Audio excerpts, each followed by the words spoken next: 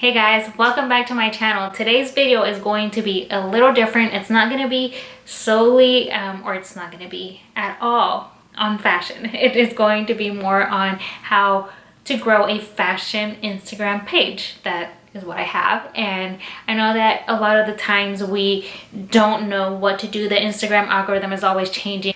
People don't share what they do, which is like, I personally have reached out to big bloggers and I'm like, hey, like your engagement is amazing, like do you have any tips? And it's, well, mirror selfies work. And I'm like, come on sister, you're doing more than that. So I'm gonna pull back the curtain and show y'all a little bit of what I do, what has worked so far. Now I am gonna tell you, I don't follow my advice all the time, so I grow faster some days and some days I don't. So you can definitely see the ups and downs on my page, but I think that if you follow these consistently, then you're gonna grow your Instagram account.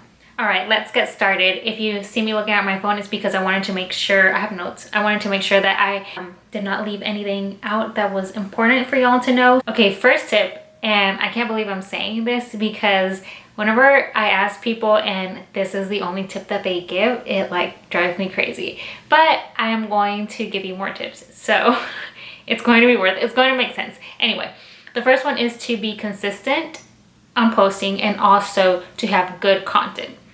So what that means in theory is that when it comes to fashion, make sure that your outfits are going to be likable to a lot of people. Are people going to like that outfit? Are they going to want to purchase that outfit?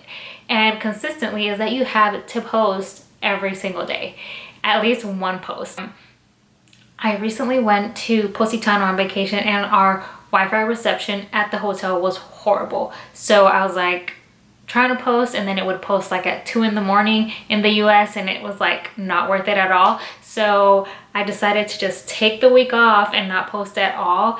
And y'all, it killed my engagement so much. I lost about 700 followers that week. So always be posting every single week. And then for the content, I usually spend a good amount of time planning outfits. So I want to make sure that it's a good outfit, an outfit that people would like stop the scroll and want to like double tap or ask me something about it. I spend every Sunday morning planning out outfits that I'm going to take pictures of that day.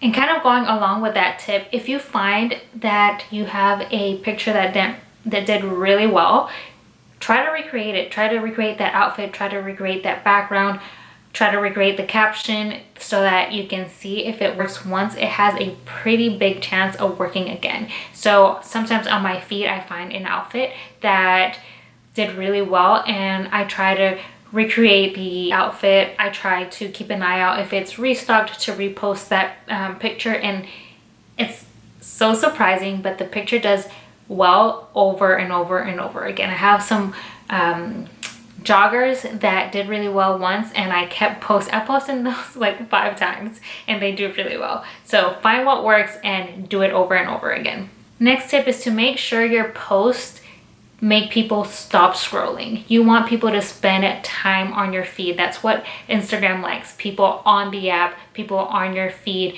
spending time. So the ways to do that is to post a carousel, you know, where you put various pictures on one post so people are like scrolling. That's time on your post, so that's always good. You can do a long caption, engaging captions where they're reading for a while. Those work really well. Now for fashion, it's not that deep, so it's really hard, at least for me, to come up with a caption that's like super long.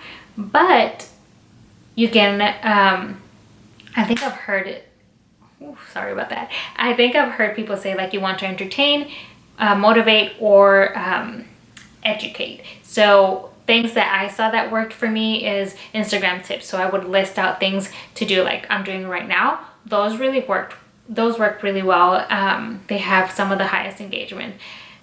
And kind of going along with the longer captions, those that educate, provide tips, you can do recipes, you can do all kinds of things that people would be interested in that are kind of longer. Sometimes you just want to be relatable. People love that. I do understand why people, they just want to be able to understand that someone feels what they feel or is going through what they're going through. I am terrible at sharing that kind of stuff. I need to be better. Going along with the engaging captions, you want to also provide enough information that people are going to want to save your post. Saves are huge. All of my top performing posts have tons of saves. So what do they have? They have Instagram tips. You can do travel recommendations. You can do a recipe. You can do all those types of things that you kind of like Pinterest. You want them to be able to want to come back to that. So maybe it's decor that people want to save and then go and purchase. So think of things like that. I'm giving a lot of good advice and I don't follow it at all. Next tip is engage. You want to engage with your followers. You want to engage with the people that you're following. You want to engage with the explore page. Be present. Like if you want people to be commenting, liking your post, do the same for other people. It's usually reciprocal. Some people don't do it, but it's fine. You do you. You need to continue to do it just because that is what works. So what I do is I usually comment back to every single comment. Lies. I don't comment back to every single comment. I comment back to comments that are posted within the first 15 minutes of whenever I put my post. Mostly because I don't have, it sounds so bad, but I don't have the time to be commenting to every single post because I work full time. But if you can do it, that would be amazing. Then you also want to go to the explore page and like on people's posts on there. You want to make sure that if you have other bloggers that you're following, you want to go to their followers and engage with them so that you're discovered by new people, not just the same people that you have in your account already. What else? Stories. You need to be on stories every single day. I am the worst at this. I don't want to really be on stories. I don't want a camera on my face all the time. I don't know what to post. Like it's so stressful. But little things that you can do, like I have done the best sellers of the week every Sunday. That's easy. I don't have to think about it. I just post it. Whenever there's a sale, make sure you're posting that on your stories. You can do those, what are those called? The ones where you fill out stuff or this or that. Those are really easy and you don't have to think about them. People love just knowing what you're doing every day. You can do recipes. I don't know, make it relatable. Make people get to know you better. That's what stories are for. So it doesn't have to be this creative thing that you have to come up with. It's just being you. Next tip, in your pictures, make sure that you're tagging the brands that you're wearing. This gives you a higher chance to be reposted on their accounts. So right now, I actually just looked down and Shop Red Dress tagged me on their post. They are one of my favorite boutiques and I know that because of that, they have a much larger following. So because of that, I'll gain followers. So that is always a good way to make sure that you're getting more exposure.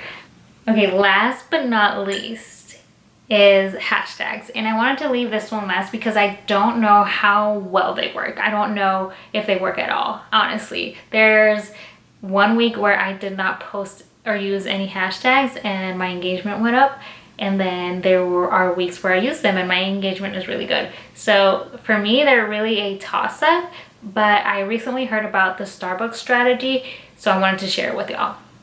So what it is like for the short, you use, is it going out of focus? For short, you use hashtags that are 25K and below, the tall, 50K and below, the venti, or no, not the venti, the grande, 100K and below, and the venti, anything that's 1 million and above. So it gives you a wide range of where to be discovered. I think that is it for all of my tips. Let me know if they work for you. Let me know if you implement any of them down in the comments. And if there's anything that I didn't share that has worked really well for you, please let us all know. You share it down in the comments so that we can all benefit from it. And that is it for this video. Thank you so much for watching and I'll see you in my next video. Bye.